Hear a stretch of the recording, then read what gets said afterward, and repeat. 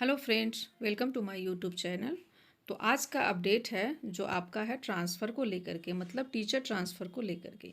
और इससे रिलेटेड एक न्यूज़ है जो कि आपका हिंदुस्तान पेपर में दिया गया है।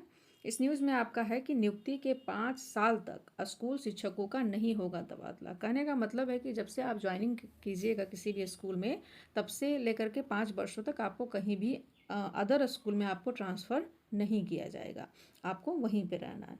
इसके साथ ये भी कहा गया है कि शिक्षा विभाग तैयार कर रहा है शिक्षकों की तबादला नियमावली। अभी स्पष्ट नियम नहीं है।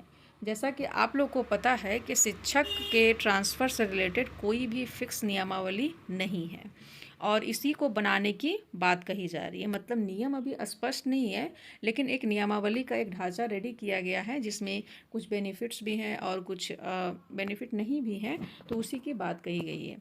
तो चलिए हम लोग न्यूज़ के माध्यम से देखेंगे कि पेपर में मतलब क्या ऐसा नियमावली बनाने की बात कही जा रही है और उसमें क्या क्या शिक्षक को बेनिफिट मिल सकता है या फिर स्कूल को क्या बेनिफिट मिल सकता है। आगे यहाँ पे दिया हुआ है कि नियुक्ति की तिथि से 5 साल तक बिहार के सरकारी स्कूलों के शिक्षकों का तबादला नहीं होगा। इस अवधि के पहले असाध्य और गंभीर बीमारी जैसी विशेष परिस्थिति में ही ट्रांसफ़र हो सकेगा। यहाँ पे देखिए अब ये बात आ गई, जैसे वहाँ पे कहा जा रहा है कि 5 साल तक नहीं होगी, लेकिन इन केस अगर आपको बहुत क्रिटिकल सिचुएशन है या फिर कोई मान लिया जाए गंभीर बीमारी है, तो उस परिस्थिति में आपको ट्रांसफ़र मिल जाएगा। शिक्षा विभाग राज्य के करीब 6 लाख स्कूली शिक्षकों के तबादले को लेकर नई नियमावली तैयार कर रहा है। इसमें तबादले को लेकर स्पष्ट प्रावधान किए जा रहे हैं। मतलब क्या है, एक नया नियमावली बनाने की बात की जा रही है। फिर उसके आगे है कि नई तबादला नियमावली के प्रारूप को अंतिम रूप दिया जा रहा है। जल्द ही इसे कैबिनेट से मंजूरी लेकर लागू किया जाएगा। नई नियमावली लागू होने पर जिला स्तरीय शिक्षकों का तबादला जिला अधिकारी की अध्यक्षता में 8 सदस्यीय कमेटी करेगी।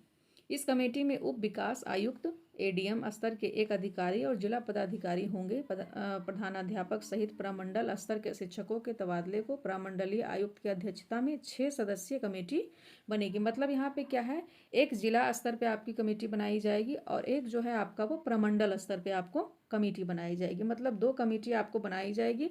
एक जो है आपको डिस्ट्रिक्ट लेवल का रहेगा और एक आपको जो है जो आपके जो भी एचएम होंगे जो स्कूल के होते हैं उनके आधार पर एक बनाया जाएगा जो कि आपका 6 सदस्यीय होगा। ठीक है, और एक जो है जिला स्तर पे होगा वो आपका 8 सदस्यीय कमेटी बनाई जाएगी।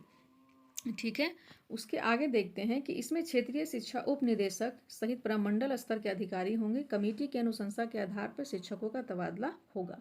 विशेष परिस्थिति में इस आकलन के आधार पर भी शिक्षकों का तबादला 5 साल से 5 साल के पहले हो सकेगा।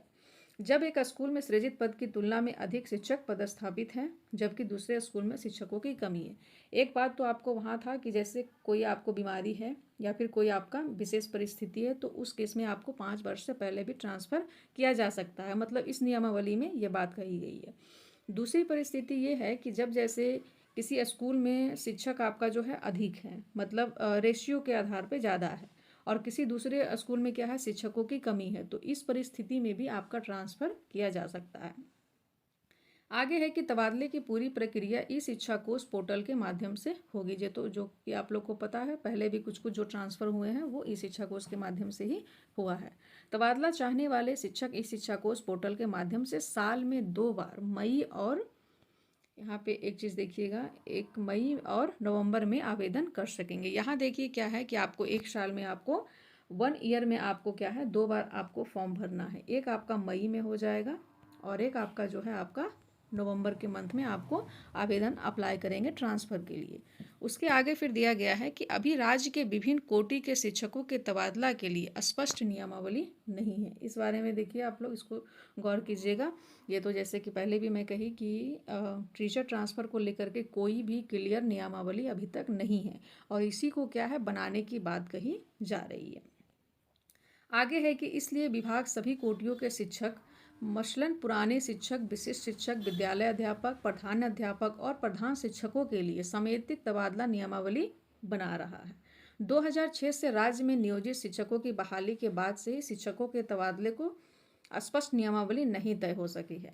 विभाग द्वारा अलग अलग नियमावली बनाई भी गई थी लेकिन लागू नहीं हो सकी। मतलब इससे पहले भी नियमावली चूंकि ट्रांसफ़र को लेकर के बना था, लेकिन क्या है कि वो लागू नहीं हो पाया था, तो फिर से एक नई नियमावली बनाने के लिए बताया जा रहा है। पिछले 1 साल से शिक्षिका के तबादले के लिए कई निर्णय और आदेश निकलते रहे हैं। हाल में ही 1 लाख शिक्षकों का तबादला अलग अलग आधार पर किया गया है, जैसा कि बीमारी, दूरी, ऐच्छिक, परस्पर आदि श्रेणियों में। जैसे आप लोग को पता है कि कुछ दिन पहले क्या है कि ट्रांसफ़र की प्रक्रिया चल रही थी, मतलब अभी भी कुछ कुछ शिक्षकों का ट्रांसफ़र हो रहा है, मतलब थोड़ा बहुत जैसे लिस्ट निकल रहा है उसके आधार पे। तो पहले भी आपका क्या है, एक बीमारी को लेकर भी हुआ था, उसके बाद दूरी के आधार पे था, उसके बाद फिर म्यूचुअल पे था। तो ये सब श्रेणी में ट्रांसफ़र हुआ है, मतलब करीबन यहाँ पे आंकड़ा जो है आपका वो 1 लाख दिखा रहा है। ठीक है, अब हम लोग देखेंगे कि इस नियमावली का क्या बेनिफिट हो सकता है और शिक्षक को क्या लाभ हो सकता है, क्योंकि ट्रांसफ़र तो चूँकि उन्हीं का होने वाला है, तो उसको भी देखेंगे। यहाँ पे देखिए आप लोग कि नई तबादला नीति से फ़ायदा। अगर इस तरह का नया नियमावली टीचर ट्रांसफ़र को लेकर के बनता है तो इससे शिक्षक को क्या बेनिफिट होगा और स्कूल को क्या बेनिफिट होगा। इसमें पहला पॉइंट है कि नियुक्ति के बाद 5 साल तक शिक्षक एकाग्र होकर स्कूल में कार्य करेंगे। ये बात तो चूँकि सही है, क्योंकि होता क्या है कि जैसे ट्रांसफ़र की प्रक्रिया आती है तो जैसे आता है ऐसा कोई नियम कि जिसमें मान लिया जाए ट्रांसफ़र करना है, जैसे कुछ दिन के पहले आया था, तो क्या है कि सारे शिक्षक सब ट्रांसफ़र में ही लग गए और उसमें क्या है कि स्कूल की थोड़ी स्थिति कह सकते हैं अप्स एंड डाउन हुआ। फिर दूसरा है कि सभी के लिए एक समान तबादला नियम होगा। ये भी देखिए सही है, क्योंकि इस बार जो ट्रांसफ़र हुआ इसमें देखिए बहुत से ये भी कंप्लेन थे कि जैसे बहुत से शिक्षक जो हैं घर से उनकी ज़्यादा दूरी नहीं है, लेकिन ट्रांसफ़र होने के बाद उनको क्या है और नज़दीक मिल गया, और कुछ शिक्षक जो हैं वो दूर के हैं, जैसे अदर स्टेट के भी हैं, तो उनको भी क्या है कि मतलब उनका डिस्ट्रिक्ट ही उनको अलॉट नहीं किया गया। ऐसी भी परेशानी देखने को मिली है, जो कि अगर इस तरह का नियमावली बनेगा तो सबके लिए क्या है एक समान हो जाएगा। उसके बाद आगे है कि बीमारी और विशेष परिस्थिति वाले शिक्षकों के तबादला में अड़चन नहीं होगी। अब जैसे क्या है कि यहाँ पे बीमारी या फिर कोई किन्हीं को क्रिटिकल सिचुएशन है या फिर कोई भी रीज़न हो, उसको लेकर के भी देखिए प्रॉब्लम यहाँ पे क्रिएट होता है कि उन लोग को भी ट्रांसफ़र मिलने में समस्या होती है, जो कि क्या है नई नियमावली अगर बनती है तो उसमें क्या है ये चीज़ ख़त्म हो जाएगा। उसके बाद है कि 2 बार तबादला के लिए आवेदन कर सकेंगे। ये भी सही है कि साल में 2 बार होगा। एक आपका जो है मई मंथ में आप अप्लाई कीजिएगा, उसके बाद दूसरा जो है वो आप नवंबर के महीने में आप आवेदन कर सकते हैं, मतलब इस नई नियमावली के अकॉर्डिंग। तो 2 बार कर सकेंगे तो ये भी ठीक है कि आपका एक तो ट्रांसफ़र भी हो जाएगा सही से, और दूसरी चीज़ है कि शिक्षकों को इसमें परेशानी भी नहीं होगी, क्योंकि 2-2 बार उनको मौका मिल रहा है। उसके बाद क्या है, जून और दिसंबर में तबादला होगा। तो इसमें क्या है कि जो लोग जैसे मई में अप्लाई करेंगे उनका जून में ट्रांसफ़र हो जाएगा, जो लोग नवंबर में अप्लाई करेंगे उनका दिसंबर में ट्रांसफ़र हो जाएगा, मतलब उनको नया स्कूल मिल जाएगा। उसके बाद सबसे लास्ट लाइन में दिया हुआ है कि स्कूलों में पढ़ाई बाधित नहीं होगी। ये देखिए इंपॉर्टेंट है, क्योंकि चूँकि ये सब काम हो जाने के बाद टीचर लोग में भी क्या है एक टेंशन बना हुआ रहता है कि जैसे पता नहीं कब ट्रांसफ़र होगा या नहीं होगा। अब मान लिया जाए ट्रांसफ़र भी होगा तो पता नहीं फिर से मतलब कहीं ऐसा ना हो कि अभी जितने दूर में है उससे ज़्यादा दूरी का स्कूल ना मिल जाए। तो इस तरह का प्रॉब्लम क्या है होता है। तो इससे क्या होता है कि स्कूल का चूँकि पढ़ाई भी बाधित होती है, और दूसरी चीज़ ये भी है कि जैसे अगर कहीं कहीं पे मान लिया जाए किसी स्कूल में ट्रांसफ़र हो गया, तो टीचर अगर लगातार 5-6 शिक्षक का मान लिया जाए ट्रांसफ़र हो जा रहा है, तो फिर जो बचे शिक्षक हैं उस पे क्या है कि फिर बर्डन बढ़ जा रहा है क्लास को लेकर के, स्कूल को लेकर के, तो ये भी एक समस्या आ जा रही है।